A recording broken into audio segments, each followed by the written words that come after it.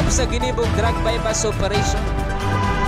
Triple o 4 na doble ang bihikulo na gruso sa siyudad kang Naga. Mas complain ng police station kang Naga City Police Office. Newsbreak. Sa headlines kan mga barata, Old Balatas Dump Site, padagos binabantayan kang Bureau of Fire Protection huli sa padagos na pagkalayo. Application para sa PNP entrance examination nagpuna ngunya na aldaw. 14 na municipal police station sa Camarines Sur, may marhay na performance sa Operation Manhunt Charlie. Junior Philippine Institute of Accountants NCF Chapter pinanginutan ang 3rd Interschool MTV Accounting and Business Quiz B.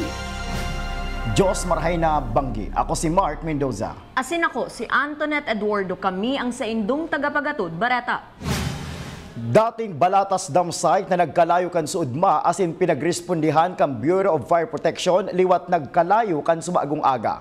Aramon taman ang kumpletong detalye sa report ni Melvin Machado. Ang kinamumugtakan mingunyan niyo ang lumang Balatas Dam Site kang siyudad kang Naga. Sa likudan mi, ang nasusulong mga basura na pun pakasudma, padagos sa pinagmamaigutan kang Bureau of Fire Protection na daina maglakop asin makadistroso. Alas 4 rin hapon kasudbang Lunes kang enot magkalayo ang lumang Balatas Dump Site kang siyudad ni Naga sa barangay Balatas. Alagad matapos ang magdamlag na pagresponde ka mga bumbero and fire volunteers, liwat ini nagkalayo kasubagong aga. Huli ka ini balik giraray ang sarong fire truck para liwat sigbuhon ang nagkakanap na kalayo. Iyuman ini ang rason kung taano tada isubot nagdeklara na fire out imbes fire under control ang Naga City Central Fire Station. Ngunya na panahon na sobra ang init, turuyo po ang mga mga tanom nagkakaturuyo po siya. So kaipuan po ang dubling ingat kaya may ipoposte po digdi. Hanggat dai kita nakakamati na magiging safe na po ini, dahil na magkakaigwa din kaparehong insidente, igwa pong i-assign, i-deploy na mahilingkan lugar mapantay, as in makapag-report tulos-tulos. Liwat man nagbuelta si Naga City Mayor Nelson Ligacion sa area kang nasusulong dating dump site para masiguro na mamomonitor ang kamugtakan kay ni, mabugtak subot nin personahe na mabantay digdi. So far, day pa kami expected mi na padikit-dikit may ma-rekindle iyan. Pig-obserbahan mi subanggi, garo ang kalayo niya nagnauna sa irarom. Kaya daw may possibility na mag-rekindle siya. Para sa One Media, TV48 Naga, Melvin Machado, Newsbreak. Mientras tanto, may nagkapirang individual na naka-star harani sa nasusulong lumang Balatas Dam Site ang pinag-ebakwar kan subanggi huli kan peligro na darakan mahibog na aso halit sa nasusulong basura. Susog Naga City Mayor Nelson Ligacion matapos darahon sa pag-core evacuation area inilipat subuot sinda sa youth center alagad kan sumagong aga nakabalik na ang mga ini sa saindang kanya-kanyang residensya. Pero base po sa report na nakaabot sa kuya, daiman arog kayang kadakol si nag-avail kan services na mauta po kutang itao. Initially, duman po sinda pigdara sa Balatas Evacuation Center. Pero later on, minarahay tatangani mas komportable po sinda, dinarata po duman sa youth center, sa civic center. By this time, nakapuli na po sinda. Sa kasumpay na Bareta, sa tahaw kan pagkalayo asin mahibog na aso kan natatadang parte kan Balatas Dump Site na dai pa natatahuban. Padago sa pangangalakal ang grupo ni Bel, residente kan Barangay Balata, syudad ni Naga. Kabali subuot sa nakukuaninda iyo ang mga luma ng batbat o anumang metal na pwede nindang ipakilo sa mga junk shop digdi sa Naga. Si Bel asin sa iyang pag-iriba ang kabali man subuot sa grupo na nangangalakal sa San Isidro Sanitary Landfill. Tayang ang basura na po ba kayo niya sa landfill na San Isidro? Ini, tada-tada na lang ako anindo. Iyo po. Pero nakakatabang-tabang man yun. Nakakatabang po ba ka-supervision mo po gaya sa mga aki nga po kaya maaso. Dahil ini pagkalakal nindo dyan, nakakatabang. Oo, nakakatabang mo po. Sa iba pang Bareta, Application para sa PNP entrance examination nagpuunang iproseso kan Napolcom Camarines Sur sa Camarines Sur Police Provincial Office. Uyaan sa kuyang report. Sa primerong pagkakataon, pinagrani sa mga aplikanteng gustong maging pulis ang lugar kan application para sa examination asin mismong venue kan examination. Ngunyan na aldaw nagpuunang mag-ako nin aplikante para sa PNP entrance examination ang National Police Commission Camarines Sur sa pamamayo ni Attorney Franco Fermin Avila. Matapos ang pagproseso kan mga ma-exam sa June 5 ngunyan na taon, asin ang examination sa June 30 sa Camarines Sur National High School Liboton Campus, yaon ang grupo kan Napolcom Camarines Sur sa pre-deployment building kan Camarines Sur Police Provincial Office. Ini po, nag-start po ngayon May 7 ang actual processing po kang sino gusto magpulis, PNP entrance examination tapos promotional exam sa mga na-in service. Hanggang po ini June 5. Excluding po Saturdays and Sundays and 8 to 5 lang po ang processing po idi sa laog kang Kamsor PPO. Para daimo na magastos nin sobra ang sarong aplikante, bawas mo na ang requirement na pinapapreparar ka Napolcom. Ang pinaka-basic po dapat, graduado sindaning 4-year college course. Pero at least pagdarangon asin daning ID, dahil man kaipuan pa may itong transcript of records, dahil pa man kaipuan itong sa endang diploma, tayo po sasabihin nila, pag once nakapasar na sinda, grabing gagastusan ta, kung mag-produce na sinda, sa pagtapos kang examination, bagsak man sana, grabing nagastos, grabing kapagalan. So bago na po may innovation pang Napolcom, at least ko sindang ID, government-issued ID, na nag-reflect po naman sa endang date of birth, tapos tangaran nila, may picture. 1,500 na aplikante ang pinagmamawot na maproseso ka Napolcom Camarines Sur para makapag-exam. Kung magsobra man sa bilang sa indasubot ining ipagpapaaram sa Napolcom Central Office. Para sa One Media TV48 Naga, Antoinette Eduardo, Newsbreak.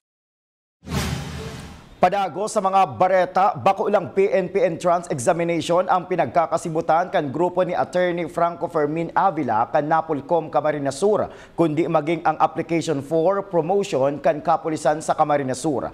Ang mga may ranggong patrolman asin patrolwoman na kaipuan mailangkaw ang ranggo ang kabali sa masumitir kang sa indang application na ipoproseso kan Napolcom. Ang ma-exam po itong pigabutan ng dating formerly ang apod nila Police Officer 1. Ngunyan po patrolman and patrolwoman.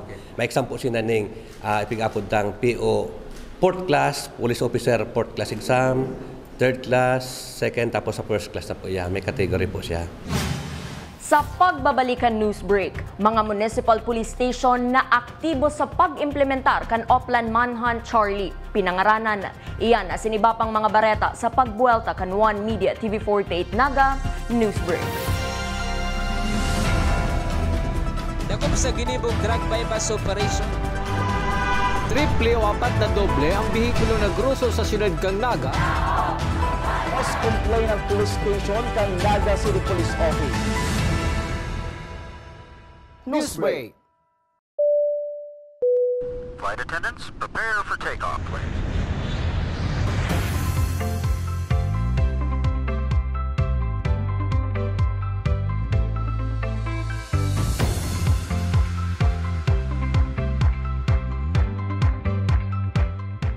Slip life vest over your head. Take the tape around your waist.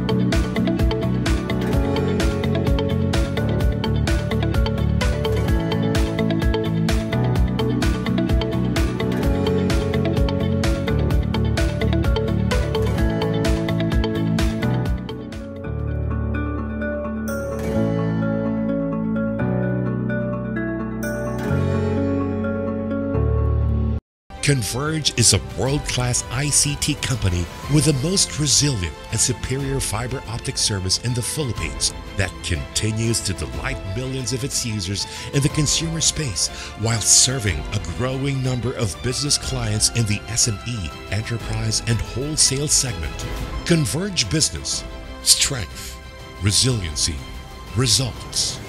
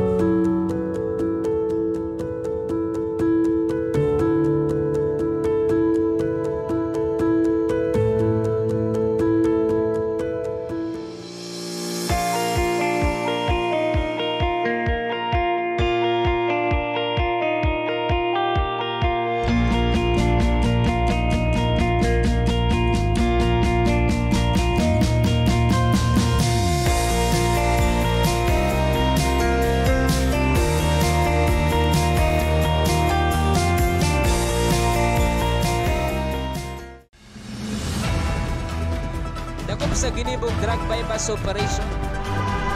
Triple o 4 na doble ang bihikulo na gruso sa siyudad kang Naga. Mas complain ng police station kang Naga City Police Office.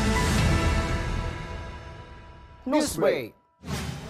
Sa pagpapadagos kan mga bareta, pagtaunin onra sa espuersos kan mga parauma urugnaan sa indang kontribusyon sa ekonomiya, tampok sa Farmer and Fisher Folks Week na pinagpunan ngunya na aldaw digdi sa syudad ni Naga. Ang detalye sa report ni Melvin Machado. Mga gulay asin man iba-ibang produkto hali sa mga farmer organization asin cooperative sa siyudad ni Naga ang tampok sa Farmer and Fisher Folks Week na pinagpunan kasubagong aga sa paagi ng ribbon cutting. Suway padigdi ang mga pribadong exhibitors sa nagbali. Obheto kaini na maapresyar ang kontribusyon ka mga parauma asin parasira sa lokal na ekonomiya. Ang objective tapo digdi kang Farmers and Fisher Folks Week apresyar ang kontribusyon kan sa tong mga parauma asin parasira sa lokal na ekonomiya sa saindang padagos na pagpartisipar sa pagtao kan sa tong supply ng mga kakanon at sige bapang pangangaipo. Sa siyudad ni Naga, iguan na lang subot na tatalang 10 barangay na pinagkukonsiderar na agrikultural na barangay. Ang angat na sanangunyan sa opisina kang City Agriculture Office na magkaigwanin ganansya ang mga parauma para maghaloy sinda sa pag-uuma. Ang natatadang barangay ta 10 na lang na konsideradong agrikultural. So ini po yaong kita sa transition kasabay kaya ng pag-develop kang syudad, pero ang focus kang opisina magkita ang parauma para maghaloy siya sa uma. Sa tubangan kang City Hall Building, ginigibo ang mga programa ngunya na Farmer and Fisher Folks Week. Para sa One Media, TV48 Naga, Melvin Machado, Newsbreak. Sa iba pang bareta, pinangaranan ni Police Major Maria Victoria Abalaing ang mga municipal police stations na may marhay na performance sa pag-implementar kan Oplan Manhunt Charlie. Ini kinababalihan kan Pili Municipal Police Station, San Fernando Municipal Police Station, Nabwa Municipal Police Station. Huli tanadakop na ang mga suspek. Mapuon naman subuot madangog sa husgado ang mga kaso na sa indang kinaiimbweltuhan. Yes, opo. We have sa yung top 1 po natin, Nabwa MPS, Pasakaw, Pili, and San Fernando when it comes to Manhunt Charlie natin. And yung top 2 po natin is Siruma and San Jose. Then top 3, Baaw. Yung top 4 po natin na Masigasig, Calabanga, Iriga, Balatan, and Lupi. Pamplona and Tigaon. So, yung panglima natin is Libmanan, MPS. Mientras tanto, saru-sarong pinagdeklara kan mga personahe sa Camarines Sur Police Provincial Office kung sain nakabugtak sa saindang lawas an saindang tatu. Inibilang pagsunod sa direktiba kan PNP na dapat mayong nahihiling na tatu sa lawas kan sarong otoridad. Susug ki Police Major Maria Victoria Abalaing, tagapagtaram kan Camarines Sur PNP, dapat subuot daina madagdagan ang tatu kan sarong pulis matapos ang ginibong inspeksyon kasubagong aga. Padagos pa sa mga bareta, 3rd Inter-School MTV Accounting and Business Quiz B pinanginotan kan Junior Philippine Institute of Accountants NCF Chapter. Ang detalles aramon taman sa report ni Campus Correspondent Ja Maika Angeles.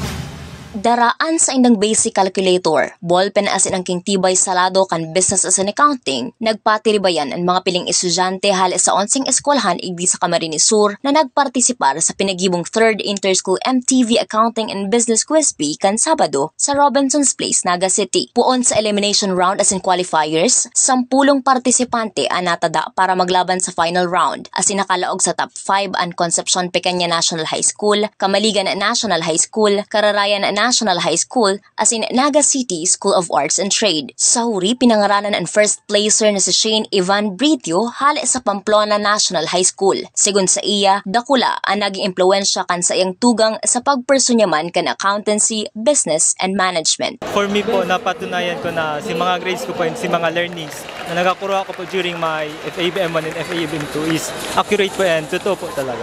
Pero worth it po si pag-aral. Ang sarupunta po nagtama sa si ate ko po, since po accountancy man po siya student ko niyan. Tapos sa contribution niya po sa kuya, para pong mas naging confident po ako na mag-take ng accountancy. Sa family ko po is mababawasan po si mga gastusin ninda kung if ever man po hindi ako po magklase, and mas mapapadali po ang pag-take ko po ng college. Gusto ko pasalamatan si mga kaibahan po, si mga classmates ko po, and syempre po si sir po, tapos po si ate ko and si family ko sa pag-support. Susugman kay Mr. Hener Gonzalez, Vice President for Academics kan Junior Philippine Institute of Accountants, Naga College Foundation Chapter, obheto kan event na ini na makahanap kan top-notchers in the making. Sole purpose or objective of this event is to look for future top-notchers in the Certified Public Accountant Licensure Examination po, and also to give opportunities to students who don't have the financial capacity to have the proper education, which will be a stepping stone for them to achieve their dreams in the future. Starting from just joining this event, each participant will receive 25% tuition fee discount for 1 year, and then when they have achieved the top 75% in the elimination round, it will be upgraded to 50% tuition fee discount. And then once they have reached the top 50%, they will already have the MTV B scholarship, which I think it covers the 100% tuition fee. When they are one of the top 5, aside from the full scholarship, they will also receive a 1,000 peso book voucher per semester. Naglalao man siya kaibaan bilog na NCF College of Accountants and Finance Department na magkahiriling ang liwat sinda sa corridors kan NCF bilang ganap na NCIANS. Ini si Ja Maika Angeles para sa One Media TV 48 Naga Newsbreak. Asin yan ang mga bidang baretang nakalap kan mas pinakusog na puwersa kan One Media TV 48 Naga News and Bicol Affairs. Day malingaw na i-follow ang samoyang official Facebook fan page One Media TV 48 Naga. Ako po si Mark Mendoza. Padagos kaming mahatod nin mga baretang garantisadong nangingenot asin napapanahon. I-hit ang subscribe button sa samuyang official YouTube channel One Media TV 48 Naga, tanganing updated kita sa mga bareta asin istoryang bida. An Bicolano. Ako si Antoinette Eduardo asin ini an One Media TV 48 Naga Newsbreak. Dako sa ginibong drug bypass operation. Triple o 4 na doble ang bihikulo na gruso sa siyudad kang Naga. Mas complain ng police station kang Naga City Police Office. Newsbreak.